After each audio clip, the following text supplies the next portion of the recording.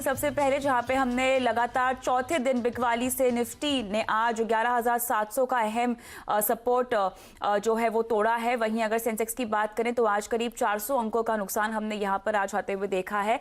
दरअसल आज काफी उठापटक का सेशन रहा है। दोपहर के बाद कोरोना वायरस की चिंता बढ़ने से बिकवाली हावी हो गई बाजार में। बैंक निफ्टी को एसबीआई से हालांकि सहारा मिला, लेकिन इसके अलावा इंडेक्स के बाकी हैवी वेट्स ने दबाव बनाने का ही काम किया है। मिड कैप शेयरों की बात करें तो इनका भी आज हाल यही रहा है। ऑटो, रियलिटी और एनर्जी शेयरों में हालांकि आज हमने सबसे ज्यादा गिरावट होते हुए देखी है। कुछ बड़े सौदों की बात कर लेते हैं, जहां पर एफआईएस की बिकवाली लगभग 3336 करोड़ के आसपास आते हुए हमने देखी है। वहीं अगर डीआईसी खरीदारी का आंकड़ा देखें 2785 का आंकड़ा आता हुआ दिखाई दे रहा है। लेकिन अब बात होगी कल के अहम ट्रिगर्स की, तो हमारे सहयोगी आशीष वर्मा हमारे साथ जुड़ गए हैं। आशीष, कल बाजार की नजर कहां होगी, बताएं। देखिए, इंपॉर्टेंट दिन होगा कल का, क्योंकि कल है गुरुवार और ये इस महीने का आखिरी गुरुवार है। तो कल हमें वो बड़ी वाली एक्सपायरी, फरवरी वायदा की एक्सपायरी की तैयारी करनी है। साथ साथ ध्यान रखें, टाटा ग्लोबल बेवरेजेस को डाल रखिएगा। कल से वो नाम बदलने जा रहा है, टाटा कंज्यूमर प्रोडक्ट्स के नाम से ये कंपनी जानी जाएगी। बोर्ड मीट्स लाइंड अप हैं, वेदांता की, जुबिलेंट फूडवर्क्स की, कल्याणी स्टील्स की, और इन तीनों कंपनीज के बोर्ड्स मीट कर रहे हैं इंटरिम डिविडेंड पर। तो डिविडेंड डोल आउट की खबरें यहाँ पे कल आएंगी। आईओबी और यहाँ पे बोर्ड मीट है, लेकिन ये सरकार को प्रेफरेंशियल अलॉटमेंट करने पर इस बैंक का बोर्ड विचार करेगा। और इस बीच आजकल वो लगातार अपडेट्स पे क्लोजली वॉच होता है कोरोना वायरस को लेकर। तो चाइना से क्या अपडेट्स निकल कर आ रहे हैं, और चाइना ही क्या, अब तो south Korea, Italy, Iran, Spain, इनसे क्या अपडेट्स हैं, करंट स्थिति क्या है। साथ साथ कोई और फ्रेश जोग्राफीज पे तो स्प्रेड आउट नहीं हो रहा है, और यूएस मार्केट्स की चाल ओवरनाइट कैसी रहती है। ये तमाम डेवलपमेंट्स होंगे जो बाजार कल सुबह कीनली वॉच आउट कर रहा होगा। और राइट, शुक्रिया आशीष पूरे मार्केट राउंडअप के लिए और कल के ट्रिगर्स बताने के लिए। लेकिन चलिए, अब कल की तैयारी आपको आज ही कर लेनी चाहिए, और इसमें हमारी सहायता करेंगी हम सिक्योरिटीज की फाइनेंशियल एक्सपर्ट आस्था जैन। आस्था, हाय, गुड इवनिंग, स्वागत है आपका कल का बाजार में। तो काफी हद तक आशीष ने कल का दिन अहम कैसे रहेगा ये तो हमें बता दिया है, लेकिन आपकी स्पेसिफिक नजर कल के पूरे सत्र में कहाँ होगी आस्था, ये समझाएं हमें। गुड इवनिंग कविता। सबसे पहले अगर निफ्टी और निफ्टी बैंक, क्योंकि उसी की एक्सपायरी है, तो मेरी नजर तो बिल्कुल वहां रहने वाली है। जिस तरह से मार्केट्स में हमने यहाँ पे गिरावट देखी है, मेरे हिसाब से कल थोड़ा सा हो सकता है, क्योंकि ज्यादातर हमने देखा है एक्सपायरी के दिन थोड़ा बाउंस बैक आता है, जो कुछ आखिरी घंटे होते हैं मार्केट्स बंद होने के। सो मेरे हिसाब से काफी इंपॉर्टेंट लेवल पे निफ्टी अभी यहाँ पे खड़ी हुई है। 11,600 का काफी इंपॉर्टेंट सपोर्ट है, इसके नीचे जाने के चांसेस काफी कम है। तो मेरे हिसाब से एक बाउंस बैक की उम्मीद कल की जा सकती है, और ऊपर में एक बार 700 750 तक के लेवल्स हमें देखने को मिल सकते हैं। और निफ्टी बैंक की बात करें तो मेरे हिसाब से 30,100 का काफी इंपॉर्टेंट सपोर्ट निफ्टी बैंक को भी है। तो दोनों की एक्सपायरी मुझे ऐसा लगता है कि कल थोड़ी सी एक साइडवेज होगी, लेकिन बायसनेस जो रहेगा वो अपसाइड में रहना चाहिए, क्योंकि काफी ज्यादा गिरावट यहाँ पे हमें देखने को मिली। और राइट, इसके अलावा हमें बैंक निफ्टी पर भी आपकी राय चाहिए। स्पेसिफिकली कितना उतार चढ़ाव कल के सत्र में हम देखेंगे आस्था? बेसिकली कविता, बैंक निफ्टी की जैसे बात करें तो मेरे हिसाब से 30,100 का काफी इंपॉर्टेंट सपोर्ट है। तो अगर बैंक निफ्टी नीचे भी गिरता है तो 30,100 से एक सपोर्ट पकड़ना चाहिए, जो ऊपर में वापस से बैंक निफ्टी को 30,500 से लेके 700 तक के लेवल्स तक ले जा सकता है। सो ऑल टुगेदर दोनों ही इंडाइसेस में मेरे हिसाब से शुरुआती गिरावट के बाद एक बाउंस बैक की उम्मीद कल की जा सकती है। और राइट, चलिए शुरू करेंगे अब सवाल जवाब का सिलसिला, और सीधा रुक करते हैं स्टॉक फटाफट की ओर।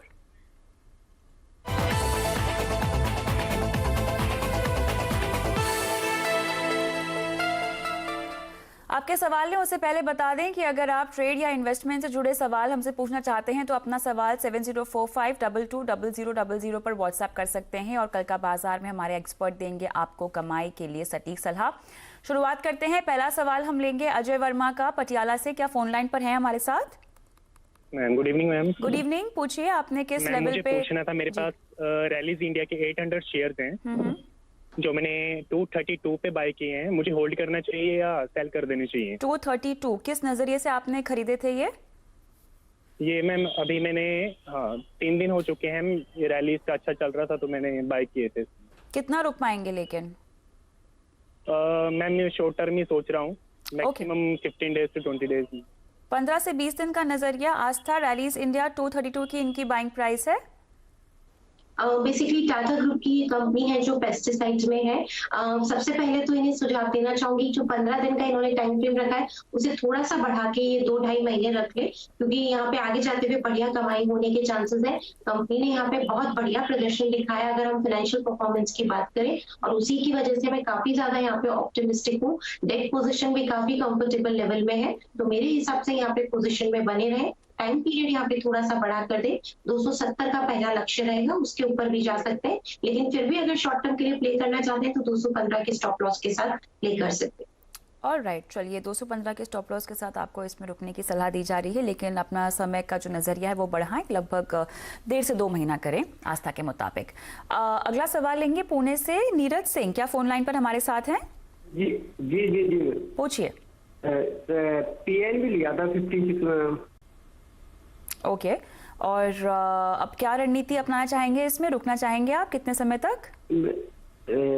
2 महीने तक रुक जाएंगे, यदि रैली अच्छी मिलती है तो ज्यादा भी लॉन्ग टर्म में ही रख सकता हूँ। ऑलराइट, आस्था 5660 पीएनबी में इन्होंने रणनीति बना रखी है, लगभग 2 महीना तो रुकने का मन बना ही रहे हैं।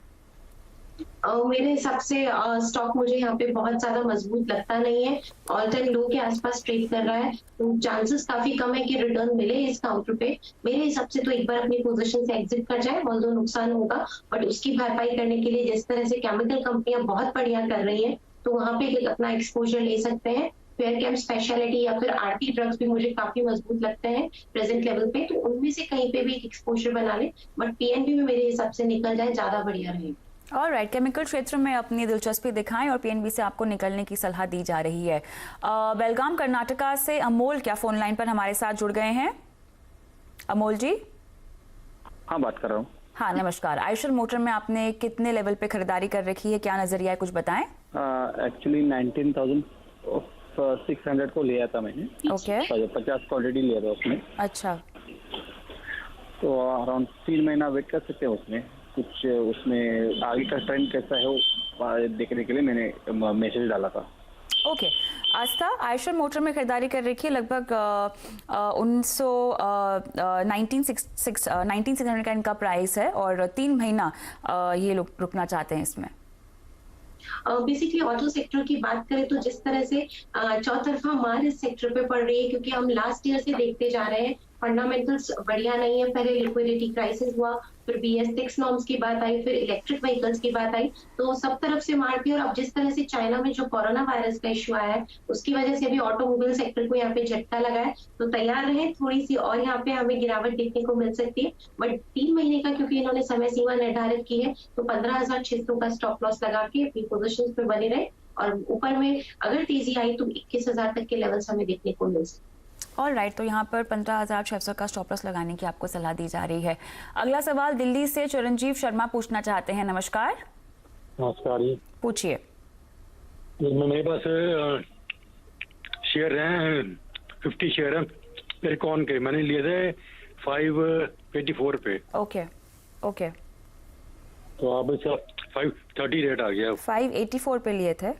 हाँ जी हाँ जी, ठीक है, 4-5 दिन पहले लिए थे। ओके। बताइए कितना रुकना चाहेंगे इसमें? आप बताइए, रुकना चाहिए या जाएगा ऊपर क्या? ऑलराइट, आस्था 584 पे एयरकॉन में इन्होंने खरीदारी कर रखी है, कितना रुकना चाहिए?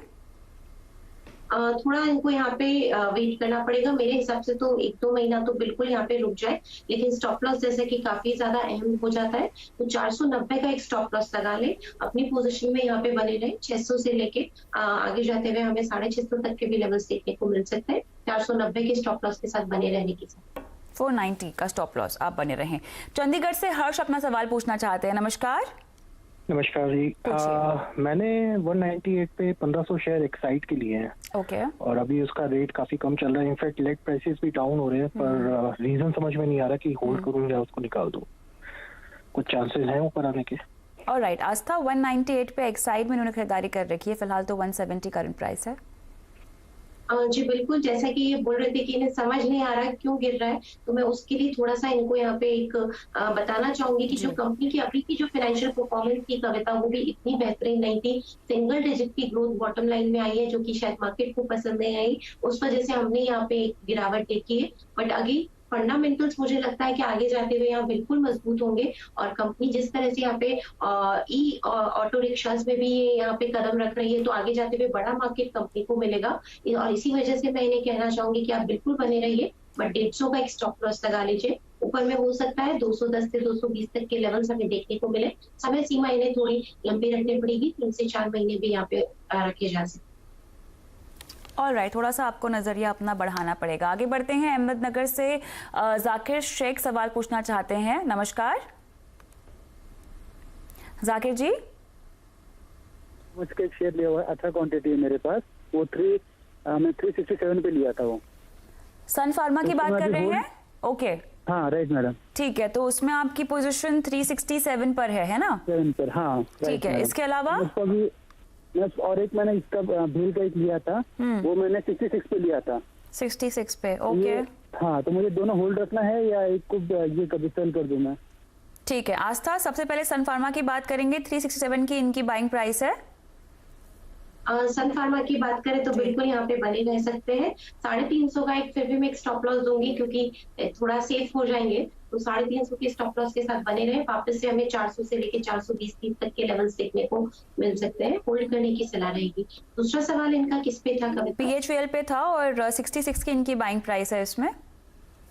बीएचईएल की बात करें तो ये काउंटर मुझको इतना अभी ऑप्टिमिस्टिक नहीं हूँ मैं इस काउंटर को लेके बेसिकली, और इसी वजह से मैं इन्हें सलाह दूंगी कि अगर चाहे तो एक बार यहाँ पे एग्जिट कर रहे हैं, ऑल टाइम लो के आसपास प्राइसेस ट्रेड कर रहे हैं, और एग्जिट करके जिस तरह से हमने पहले भी डिस्कस किया, केमिकल क्षेत्र की कंपनियां या फिर गोल्ड लोन कंपनी मुथूट या मनप्पुरम फाइनेंस भी बहुत बढ़िया लगती है, उनमें से कहीं पे भी एक्सपोजर ले सकते।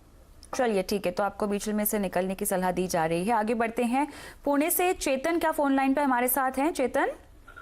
Yes madam, good evening. Good evening, पूछिए। मैडम मेरे पास एक्चुअली 3 क्वेरीज थे। एक तो मैंने वेंकीज का शेयर 1750 पे सेल किया हुआ था, तो उसमें मुझे अभी के सिचुएशन में क्या करना चाहिए? Okay, 1750, okay. हाँ, दूसरा मेरा है टीवीएस मोटर्स पे क्वेश्चन। मैंने 100 शेयर 450 के शेयर रेट पे मैंने सेल किया हुआ है, तो अभी उसमें क्या करना चाहिए? और तीसरा मेरा क्वेश्चन है, ग्रैन्यूल्स इंडिया मेरा 153 पे बाय पोजीशन है, तो उसमें अभी मुझे क्या करना चाहिए? ठीक है आस्था, सबसे पहले वेंकीज की बात करते हैं। 1750 बिकवाली की रणनीति है इनकी इसमें।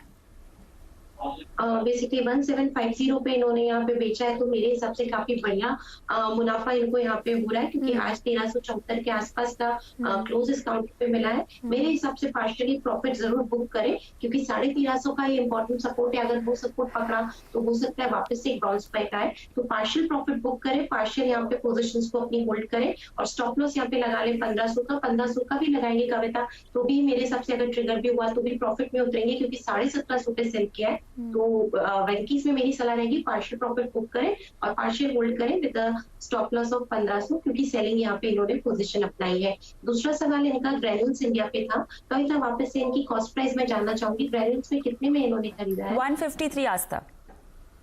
ग्रैन्यूल्स पे 153 में इन्होंने यहाँ पे खरीदा हुआ है, तो मेरे हिसाब से बिल्कुल बने रह सकते हैं, और स्टॉप लॉस चाहे तो अपनी ही जो कॉस्ट प्राइस है उसका लगा ले, होल्ड करें, क्योंकि ग्रैन्यूल्स की बात करें तो कंपनी काफी मजबूत है, यहाँ पे फाइनेंशियल परफॉर्मेंस स्ट्रॉन्ग थी, तो 200 तक के लेवल्स हमें वापस से देखने को मिल सकते हैं। अगला सवाल इनका टीवीएस पर भी था और 450 की इनकी बाइंग प्राइस थी। अगर इन्होंने टीवीएस पे 450 में बाइंग किया है तो अभी मेरे हिसाब से तो नीचे आया है, लेकिन फिर भी 380 के नीचे जाने के चांसेस काफी कम है, तो टीवीएस में बने रह सकते हैं 380 के स्टॉप लॉस के साथ। ऑलराइट, तो बने रहें, आपको ये सलाह दी जा रही है। अगला सवाल हम लेंगे राहुल जैन का चंडीगढ़ से। नमस्कार राहुल, पूछिए। मैम मैं आईटीआई कंपनी के शेयर्स होल्ड करता हूँ, 100 शेयर मेरे पास है। 92 रुपीज मेरी बाई प्राइस थी, अभी करंट मार्केट प्राइस 81 समथिंग कुछ चल रहा है। मेरे को उसको सोल्ड कर दूं या होल्ड करूं, मेरे को उसके बारे में इंफॉर्मेशन चाहिए थी। कितना समय और देने में कंफर्टेबल हैं आप राहुल? मैक्सिमम 1 डे, क्योंकि एसबीआई का आईपीओ आ रहा है, मेरे को उसमें अलॉट करना है एप्लीकेशन। ओके, तो आस्था क्या निकलने की सलाह होगी? यहाँ पे निकलने की सलाह रहेगी, क्योंकि ये स्लो मूविंग स्टॉक भी है, तो अभी तो इनके प्राइस आने में थोड़ा सा समय लग सकता है, और दूसरी तरफ इन्हें SBI कार्ड के भी यहाँ पे IPO की जैसे बात की, वो पहला तो मैं यहाँ पे कहना चाहूंगी Kavita, as a broking house Hem securities की तरफ से मैं बोलना चाहूंगी कि हम लोग रेकमेंड कर रहे हैं SBI का कार्ड में यहाँ पे, चाहे से लिस्टिंग गेन हो, चाहे से लॉन्ग टर्म किसी को रखना हो, दोनों ही लहजे से यहाँ पे एक निवेश किया जा सकता है। तो बिल्कुल ये अगर उस हिसाब से निकलना चाहते हैं तो निकल जाए और SBI कार्ड में अपनी यहाँ पे लगा ले, और अगर थोड़ा सा वेट कर सकते हैं तब भी 1 या 2 महीने का इनको यहाँ पे समय रखना पड़ेगा, 70 के स्टॉप लॉस के साथ वेट करें, बट मेरे हिसाब से बेटर रहेगा निकले और SBI कार्ड में जरूर यहाँ पे अपनी एप्लीकेशन लगाए। ऑलराइट, चलिए इसी नोट पे हमें फिलहाल इस सवाल जवाब के सिलसिले को रोकना पड़ेगा क्योंकि वक्त हो गया छोटे से ब्रेक का। ब्रेक के बाद आज की वैल्यू पिक, और इसका मकसद है निवेशकों के प्रति जागरूकता को बढ़ावा देना। यदि आप किसी भी व्यापार लेन देन को नोटिस करते हैं या आपके द्वारा अधिकृत नहीं है तो आप साइबर अपराध का शिकार हो सकते हैं। इतना ही नहीं, अगर ऐसा कुछ है तो अपने ब्रोकर को तुरंत जांच करने के लिए कहें और आप जांच के दौरान अस्थायी रूप से अपने खाते को फ्रीज भी कर सकते हैं। एक सतर्क निवेशक आने वाले खतरे को तुरंत भांप लेता है, इसीलिए जागरूक रहें, सतर्क रहें। लेकिन चलिए इस पर बात करते हैं हमारी आज के मेहमान से, आस्था जैन से। आस्था, संदिग्ध लेन देन हो तो छानबीन करने के क्या तरीके हो सकते हैं आपके मुताबिक? बेसिकली मेरे हिसाब से तो अगर यहाँ पे कोई भी संदिग्ध लेन देन होता है तो क्योंकि हम नो योर यहाँ पे जो KYC करते हैं, नो योर क्लाइंट और नो योर कस्टमर, तो उसमें सारी डिटेल्स हम देते हैं, तो वहां से हमें ईमेल आईडी पे या फिर हमारे मोबाइल पे, रजिस्टर्ड मोबाइल पे मैसेज आ सकता है। और अगर वो अगर जो भी वहां पे लेन देन हुआ है वो हमारे द्वारा अधिकृत नहीं है तो हम तुरंत हमारी इस लेन देन की या किसी और के द्वारा की गया है ये लेन देन की जानकारी ब्रोकर को दे सकते हैं और काफी ज्यादा इससे हम बच सकते हैं। तो मेरे हिसाब से KYC बहुत इंपॉर्टेंट है और ये सभी niवेशकों के लिए, ट्रेडर्स के लिए काफी फायदेमंद है, तो इसे जरूर करवाना चाहिए। ऑलराइट, चलिए आगे बढ़ते हैं और रुक करेंगे आज की वैल्यू पिक की ओर।